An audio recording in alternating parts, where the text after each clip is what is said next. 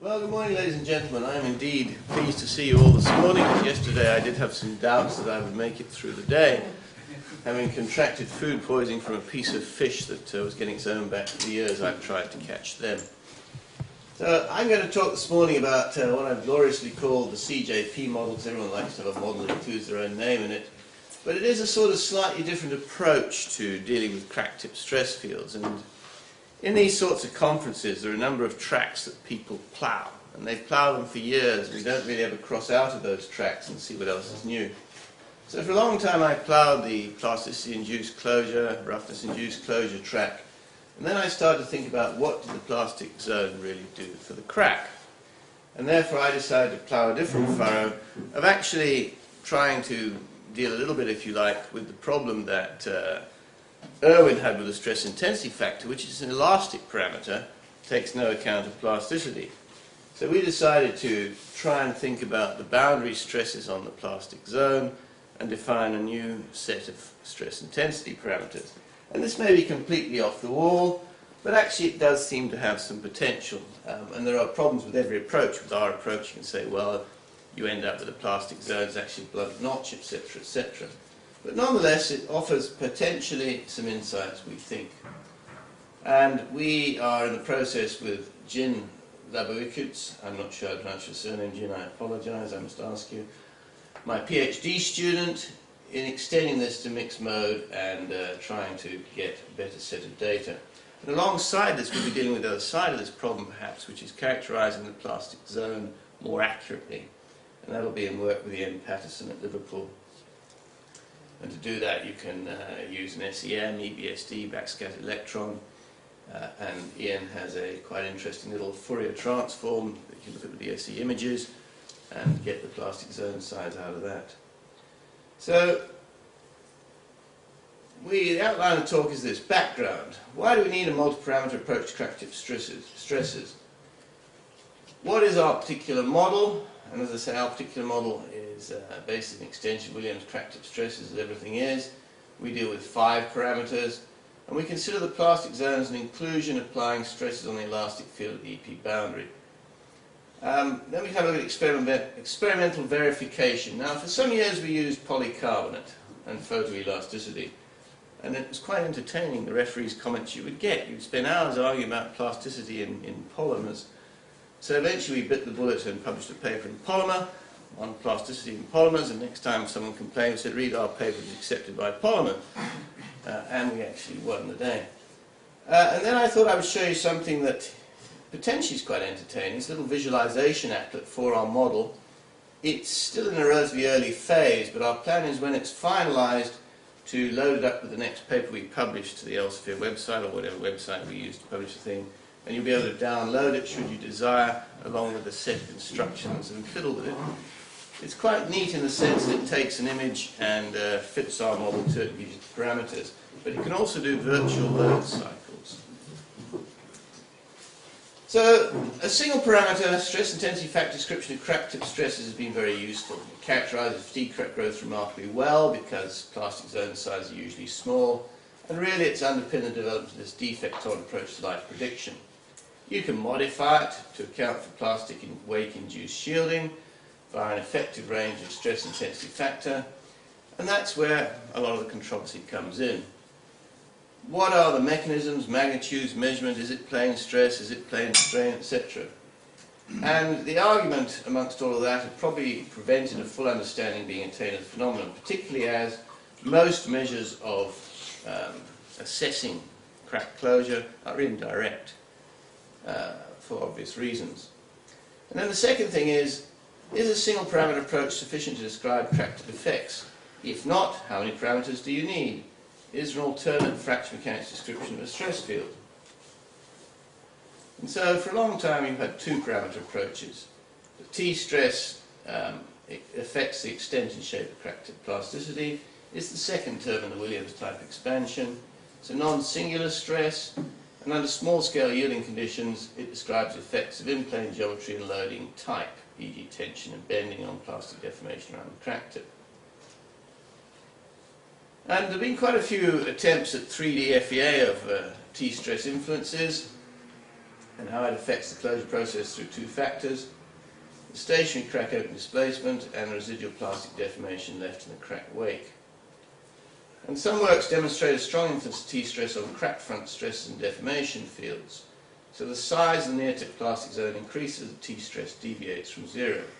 So if you have a negative T-stress, the plastic zone spreads an angle about 45 ahead of the crack plane, and a positive T-stress causes the plastic zone to tilt backwards at low load and spread parallel to the crack, both in the forward and backward directions at higher loads. And so one of the things our early models did was they would give you fringe patterns that would show you this influence of T-stress. This is difference of principal stress. These were a model designed to emulate photoelasticity, and you can see that depending on your T-stress value, they will either go, the fringe patterns of stress will either go back behind the tip or forwards. So it seems that a two-parameter K and T characterization can capture influences of the elastic field on the local plastic deformation around the crack tip. But what it can't do is account for any influences on the applied elastic field of the crack tip shielding. In other words, this plastic zone has other influences. You've got residual stresses in it. You've got compliance or compatibility stresses induced at the elastic plastic boundary. You may actually have plasticity-induced crack closure as well. So you've got a number of influences that potentially are not included in that approach there. And so local perturbations to growth would arise from the plastic wake and the forward crack tip plastic zone, and therefore you need more than K and T. And so a long time ago, Eshelby proposed a plastic inclusion, which was a useful mathematical approach to dealing with composite materials. And by composite materials in this particular circumstance, part of the material has undergone an instantaneous change in properties, e.g. a phase transform zone or a region of plasticity. And so that would seem to equate to a crack, fatigue crack growing a normal material. Influences of such a plastic inclusion might include fracture surface contact, crack closure, as I say, compatibility-induced symmetric shear stress at the elastic plastic boundary, and that would arise because plastic deformation is a constant volume process with nu equals 0.5, while the elastic region's got nu equals 0.3. And so what our work has tried to do over a number of years, and it's moved much more slowly than I ever dreamed it would, I have to be honest, but I blame that on PhD students, Jin, is developed a crack tip stress model that incorporates realistic assumed influences of the plastic enclave. So we try to capture the effects of the crack tip and crack wake plastic enclave through boundary stresses. And we therefore can ignore details of plastic deformation mechanisms. You'd be surprised how many people haven't worked that out, and we have arguments around you can't apply the model to polymers, to metals, to this, that. We're not dealing with plasticity, we're ignoring it, which might not be right, but is damn simple in some senses. So it gives you stress or displacement fringe patterns that you can directly compare with photoelasticity or digital image correlation techniques. In our view, it's applicable to different materials. You can extend to deal with mixed mode cases, which is what we've done in a simplistic way so far. And in principle, of course, you can include roughness-induced closure, because all we are seeking to do is capture any effects on the forward elastic stress field.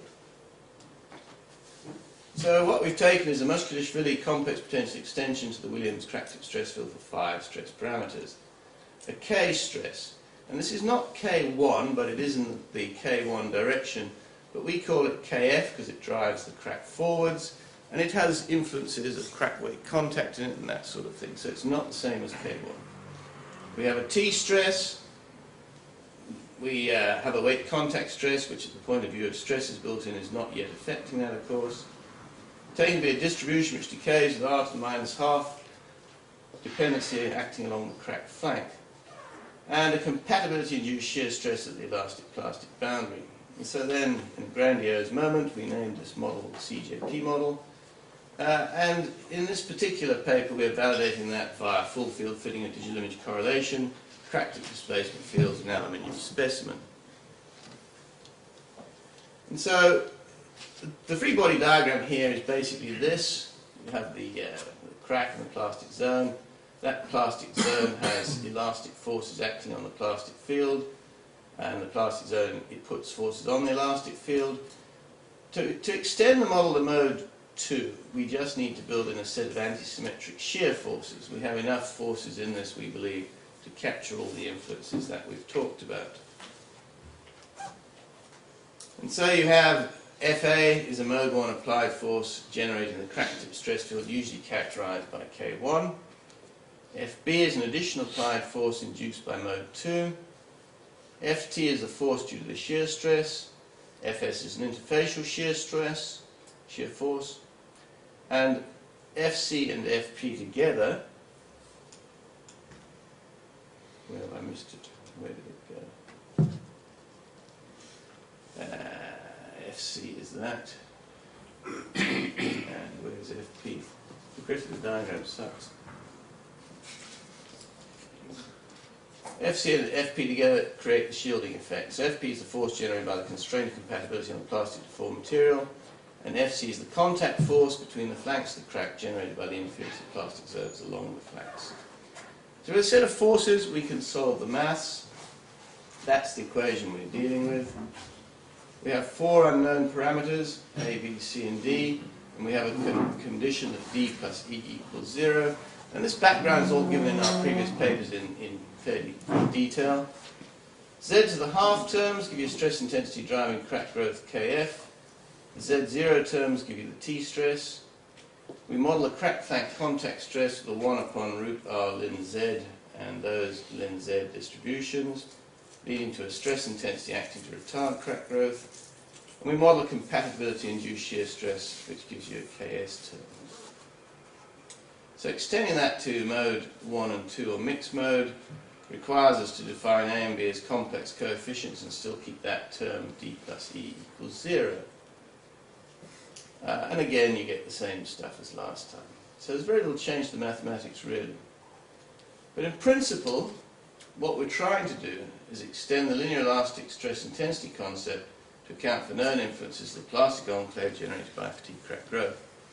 And it captures some key attributes, we think, underlying the dichotomy of using a global elastic stress field parameter to characterize a crack growth phenomenon that's based on local plasticity. So we then have sigma y in this model is a net tensile stress perpendicular to the crack. Sigma x is a net direct stress parallel to the crack, and sigma xy is a net shear stress. And so the K value you get from Ky is not quite the same as K1, it's Kf. That will give you Kr, and if you have a built-in bit for the K2, you get a K2 as well. So you can define 4 stress intensity factor terms using the 3 stress components and interpret them in terms of their effects on a growing fatigue crack. And to some extent you can determine the correctness of the assumptions from their capability in characterizing and predicting fatigue phenomena, which I must be honest and say we've not quite got to yet because it's more difficult to generate lots of data than I had hoped originally, but we're just about there. But you are getting some quite interesting things out, I think. So Kf is defined in this way, and as I say, that is called K forward. It drives the crack forwards in principle. Includes a contribution of direct stress in the y direction from crack tip shielding and reflects influences of Poisson's ratio and compatibility of elastic plastic boundary. Kr is given by that and represents the direct stress opposing or retarding the crack growth parallel to the plane of the crack. And that's because as you move from behind the crack tip to ahead of the crack tip, stresses rotate direction, so a direct contact stress will become a stress parallel to the crack ahead of the crack tip. Includes influences of the weight contact stress, therefore, as x and y are equal magnitude of the crack flanks. K2 is defined in that way, and that is characterizing our mode 2 loading, and Ks characterizes the compatibility-induced interfacial shear stress to elastic plastic boundary. And I imagine that we can simplify this down and end up with just 2 K values, but at the moment we've separated them out into K values representing the various effects, and we have a T stress value, which is a transverse stress which is added to sigma x. So what we've done is solve that 5-parameter model for displacement fields, where ux and uy are the horizontal and vertical displacements. And you get rather complex equations. I'm not a mathematician. My mathematical colleagues have developed these. And then we get on to, in my view, at least the more interesting stuff. Does it work? Can it do anything useful? And so we've been looking at experimental full field displacement data on a 2mm thick CT specimen of 2024 T6. It has non-standard dimensions. It's longer in this direction so that we can grow more crack in it. And AI, which is that there, is 20 mil, and B and W are both 72. And it's defined in that way. Now, the problem with mixed mode cracking is most mixed mode cracking is not really mixed mode cracking at all unless you have a biaxial test machine. And we have that same problem at the moment, but what we've done to experimentally verify this model is we have this specimen and it has this extra hole in it. We then put a slit in at about 45 degrees at the moment with a 0.3mm jeweler's saw. We then load that slit using that load direction, and you grow a mode 1 crack from the end there. And then we machine this CT down actually, and we put it in the specimen, in the test machine, and we now load it in mode 1 that way. And so we're actually, unfortunately, we've got a mode 1 crack and a mode 1 crack weight, but we have at least a mixed mode stress field. And we then apply a number of cycles of loading to that crack, and we see whether our model produces anything sensible. And we're using DIC here with a speckle pattern and average size about 60 microns. Facet size 17 pixels and 110 pixels per millimeter. Facet centerline pitch 17, R.1, and a maximum load 1.2 kilonewtons. This is the X direction displacement, that is the Y direction displacement that we measure. And if we compare what we've measured with the predictions from our model, this is the measured data down there for Y displacement and X displacement, and these are our model predictions. So the model appears to be doing a fairly good job of predicting displacement. And then you can extract stress intensity factors. This is for a single loading half cycle. And at the present time, the Cartesian axes are defined relative to the crack plane. So in other words, you've got Kf perpendicular to the crack and Kr along the crack, which is at 45 degrees roughly to the normal loading axis. It's fairly straightforward to convert from one to the other. And you can see that it does moderately sensible things. That is Kf, that is Kr, then you have a little K2, and down there you have a Ks, which goes slightly negative. If you define these relative to the loading direction on the CT specimen, K1 and K2 become much closer to each other. And the last thing I thought I would show you, because this is all splendid, this little applet we have, which allows you to visualize virtual loading cycles, and indeed we'll take a DIC image or something like that and solve our model from it, which is vaguely useful as a little thing to play with, I guess. Alright, this is the app, and in principle you do a number of things with it. In practice I still have some concerns about this. This was developed by Colin Christopher's son, who's a mathematics student last year in the summer, and it does some things and some things it doesn't do. What you can do is you can import a file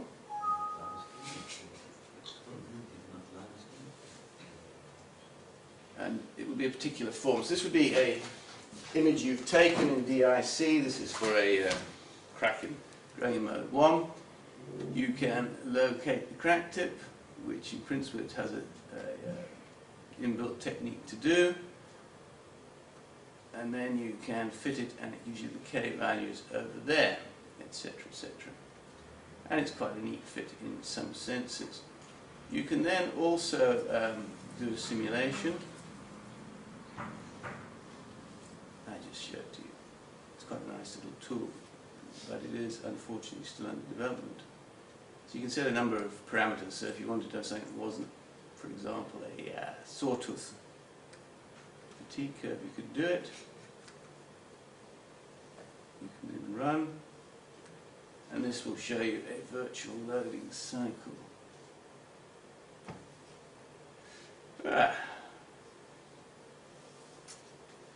So, in principle, you could model a number of parameters here and see what you got and compare the fringe patterns with experimental data, which would have some use, I think. I hope to get this fully sorted within the next month or two. Gin is now up to speed quite nicely. And as I say, when we get around to publishing mode 2 and mixed mode paper, we will put that applet up there with its instructions, and hopefully it'll be quite useful to people to play with. Because one of the things we'll come back to, Luca and myself this morning, is we all plough furrows and we're all reluctant to move outside of the furrow and go into someone else's. And if more of us had to go with other people's ideas, it might be we could solve some problems. So that's really all I wanted to show you this morning, so I'm willing to take any question you have, and thank you for listening.